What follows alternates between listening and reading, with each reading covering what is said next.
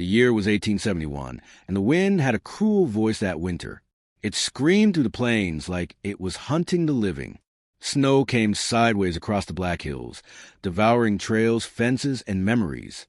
And out in that storm, somewhere between mercy and madness, a woman rode with everything she loved left in the world. Evelyn Grace could barely feel her fingers. The reins burned against her palms, raw from rope and frost. The mule beneath her stumbled through knee-high drifts, snorting clouds of steam that vanished into the night. She leaned forward, whispering prayers no one could hear over the wind. "Please, just a little farther. They're waiting for me." Behind her, a single lantern swayed from the mule's saddle. In its dim glow, you could see the outline of her face, young once, but now carved by hunger and fear. Her hair was soaked and clung to her cheeks. Her dress, torn and patched, was stiff with ice. She carried a small sack tied to her waist, everything she owned in the world, except for the 4 shivering souls hidden back in the woods, huddled under a canvas sheet. She'd told them to stay put, to keep quiet. "Mama's coming back," she'd said, forcing a smile she didn't feel. Now every hoofbeat felt like a clock ticking down the last chance they had left. She saw it then, a light, faint, steady, a lantern in the window of a ranch house, standing alone in the valley, wrapped in snow and silence. Evelyn pressed her heels gently to the mule's sides. "Go, old boy, go." The beast obeyed. The house loomed out of the white, like a shipwreck frozen in time. Big timber walls, smoke curling from the chimney, a porch lined with snowdrifts. Beside it stood a barn, and beyond that, nothing but miles of open land. She slid off the mule and stumbled to the steps. Her knees buckled once. She caught herself on a railing, gasping. Then she lifted her hand and knocked. The sound was swallowed by the storm. She knocked again, harder. "Please," she cried, her voice trembling. "Please, someone help us." For a long moment, there was nothing. Then the door opened. A man stood there, tall, broad-shouldered, wrapped in a wool coat. A rifle hung loosely in his hand. His face was shadowed by the light behind him, but his voice came low and guarded. "Who's there?" "Evelyn Grace," she said through chattering teeth. "Please, my children." The man's eyes narrowed. "You alone?"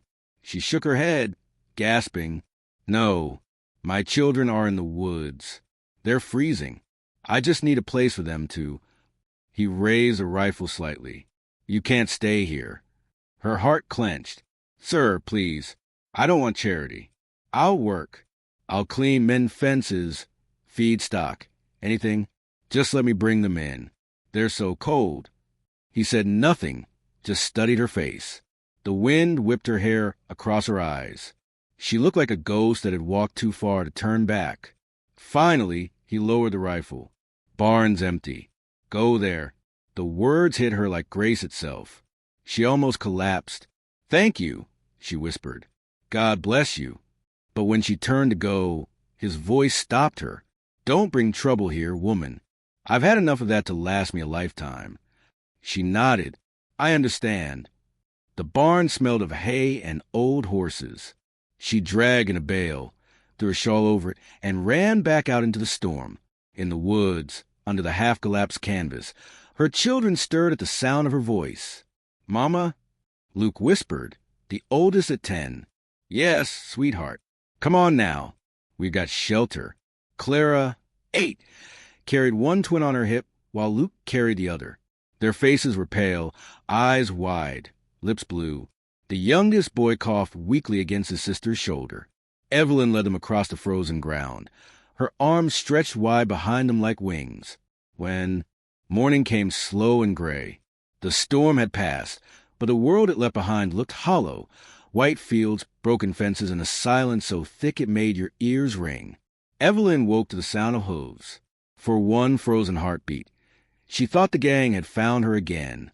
But it was only him, the rancher from last night, walking a horse into barn. He stopped when he saw them, for children huddled together beneath old quilts, their breath rising in thin clouds. The oldest boy, Luke, stood as if to shield them, his chin lifted, though fear flickered behind his eyes. Caleb Thorne watched them a long moment. Then he spoke, voice low and even. Barns not made for families. Evelyn rose slowly, brushing straw from her skirt. I'll work for our keep, whatever it takes, just until the little ones get their strength back. Caleb didn't answer. He set down a bucket of water, then turned and left. All that day, Evelyn worked as if her life depended on it. Because it did. She hauled water from the well until her arms shook, scrubbed the stalls until it shone, stacked feed, and mended a broken latch. Every few hours she checked the twins, covering them with her shawl and whispering to keep their courage up. By sunset, her hands were raw. Her stomach ached from hunger. Still, she worked. Caleb came out as the sky bled into gold. He stood with his thumbs hooked in his belt, watching her. You ever done ranch work before? She shook her head. No, sir, but I learned fast. His gaze softened, just a fraction. Keep it that way. He turned to go, then paused. There's stew on the stove inside. Bring the children. She froze. In the house? House has more room than a barn, don't it? For a second, she couldn't speak. Then she nodded, tears stinging her eyes. Yes, sir. Thank you. That night, for the first time in weeks, the Grace children ate until they were full. The kitchen was warm, the lamplight soft. Caleb said little. Just sat at the table, boots muddy, hat still on, spoon in hand. The twins whispered to each other between bites. Clara smiled shyly at the warmth. Luke watched Caleb with a mix of gratitude and suspicion.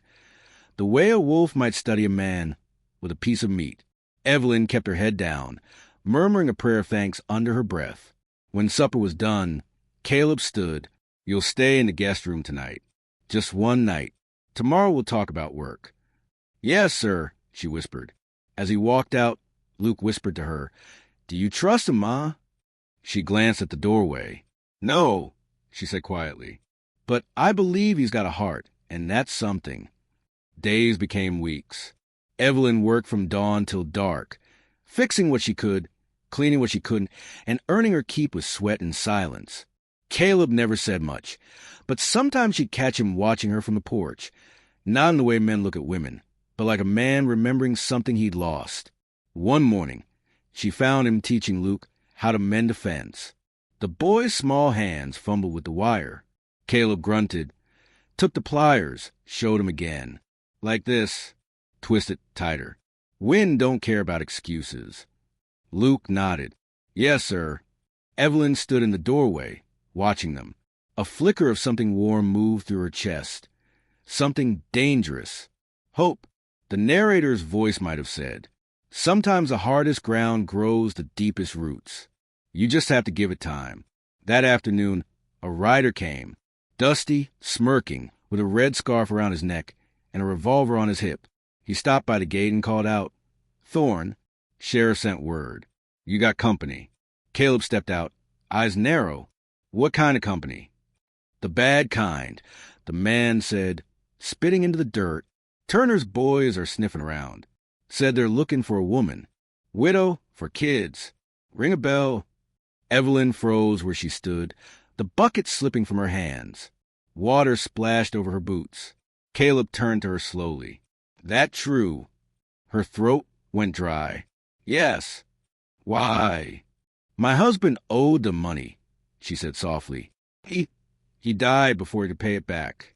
They said I was next. I ran. Caleb's jaw tightened. You brought trouble to my door. Tears welled in her eyes. I brought children who were starving, Mr. Thorne. That's all I meant to bring. He looked at her for a long time, the kind of look that strips everything false away.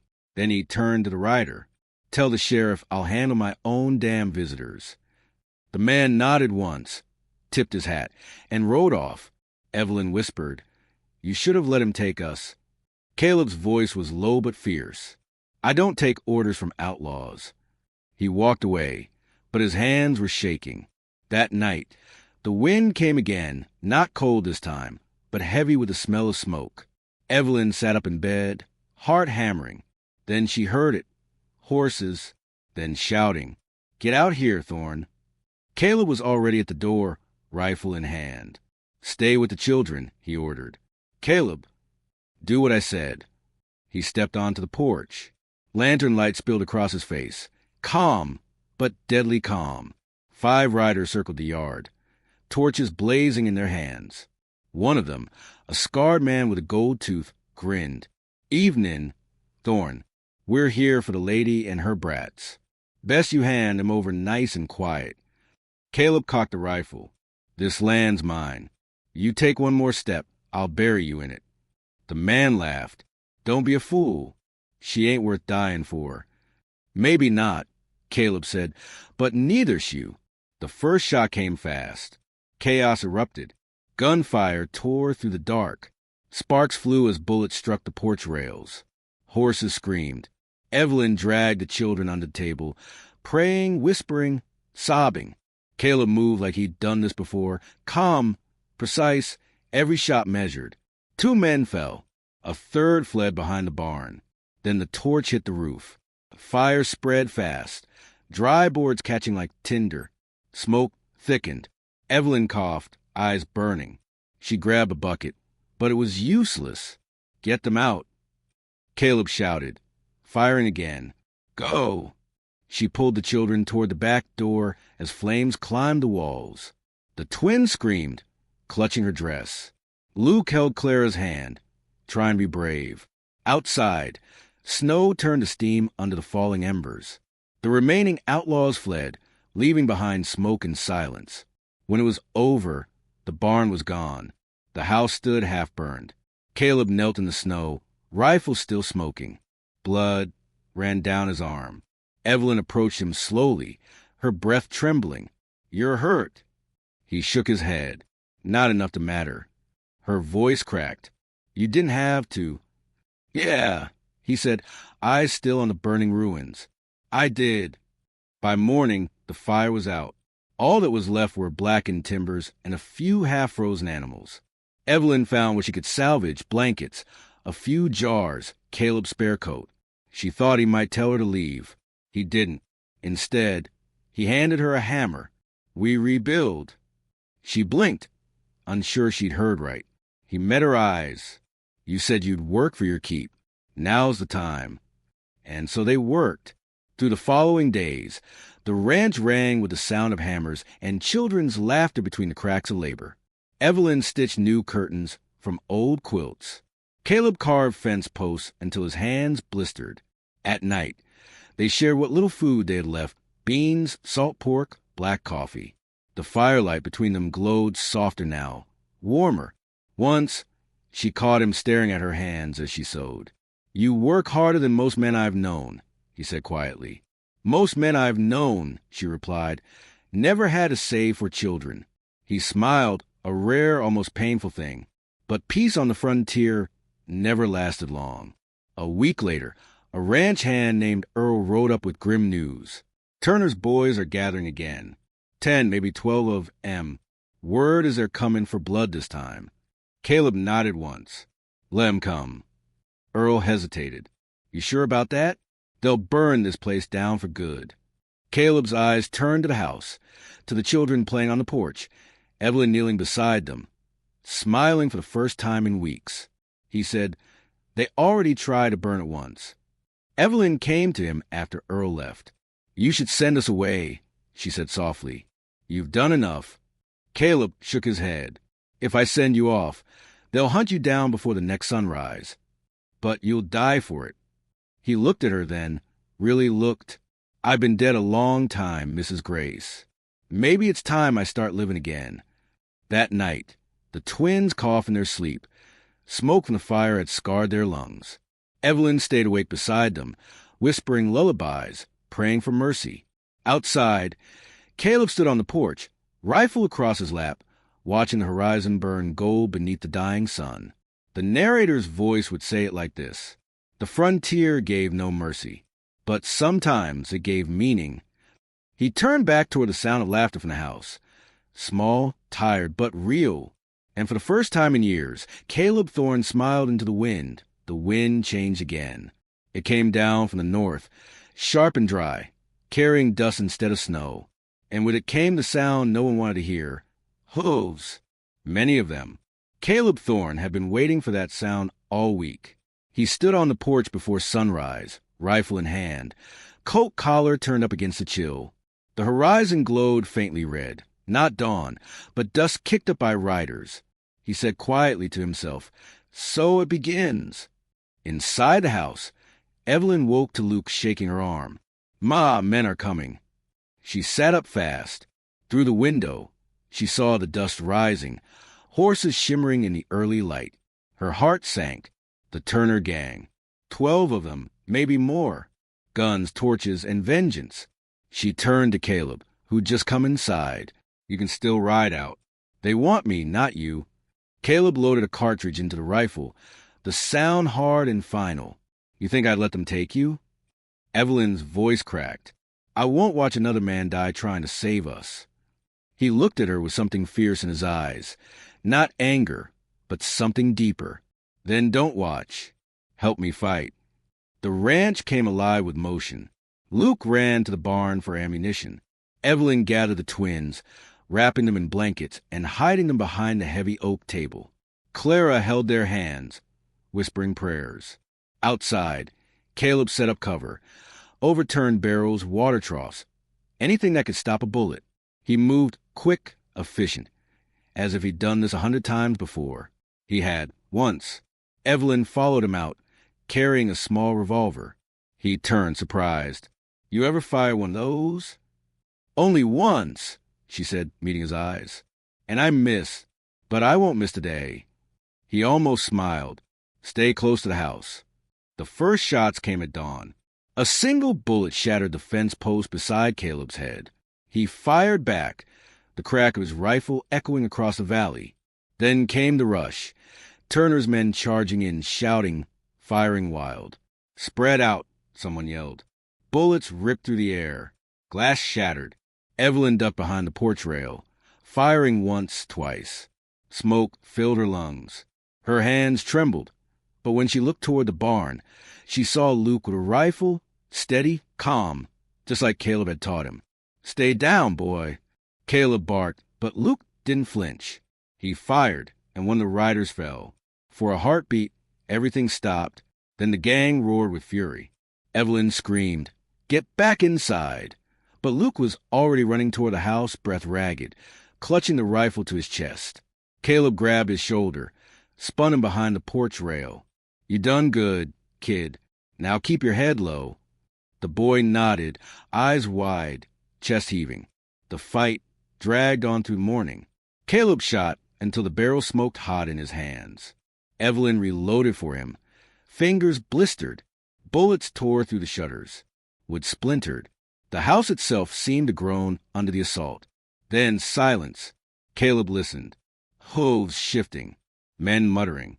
A pause before the final strike. He knew that sound, too. They were regrouping. Evelyn looked at him, pale and shaking. "They're not gone, are they?" "No." He reloaded, eyes fixed on the tree line. "They're just thinking." A voice called out, smooth and cruel. "Thorne, you got something that belongs to me." Caleb stepped to the porch edge. "You got the wrong idea, Turner." A man rode forward, tall, hat pulled low, scar on his jaw like a twisted smile. "I got the right one. That woman owes me. Her husband took my money and ran. Now I'll take what's due. You'll take lead if you step 1 foot closer." Turner laughed. "You gonna die for a whore and her brats?" Evelyn's eyes filled with tears, not from shame but fury. She stood beside Caleb, pistol raised. "She's not a whore," Caleb said coldly. "She's a mother." The words hit Turner like a slap. His grin vanished. "Fine," he said. "Let's see how far that gets you." He raised his hand. "Burn it." Torches flew. Fire hit the side of the barn, then the porch. Flames licked upward, catching dry wood. Caleb cursed, kicking over a bucket, smothering sparks with his coat. Evelyn ran inside, screaming for the children. Smoke curled through the hall. "Out the back!" she shouted, coughing. Luke helped the twins out the window. Clara followed. Evelyn grabbed a blanket, beat at the flames creeping up the wall. Outside, gunfire rattled again. Caleb shot one man off his horse, ducked, fired another round. Then a bullet grazed his shoulder. Blood darkened his sleeve. He stumbled back against the railing. Evelyn was there instantly, steadying him. "You're bleeding." "Later." He grabbed her arm. "Go with the kids. Get to the creek. I'm not leaving you." His eyes burned into hers. "You stay, they die." She hesitated, then ran. Down by the creek, the children crouched behind rocks, shivering. Evelyn pulled them close, watching smoke rise over the ridge. The house was a torch now. The sound of gunfire echoed, each shot twisting her heart tighter. Then nothing. No sound. No movement. "Ma." Clara whispered. "Is he?" "Quiet," Evelyn said softly. "Stay here." She crept up the hill, pistol in hand. The air reeked of smoke and blood.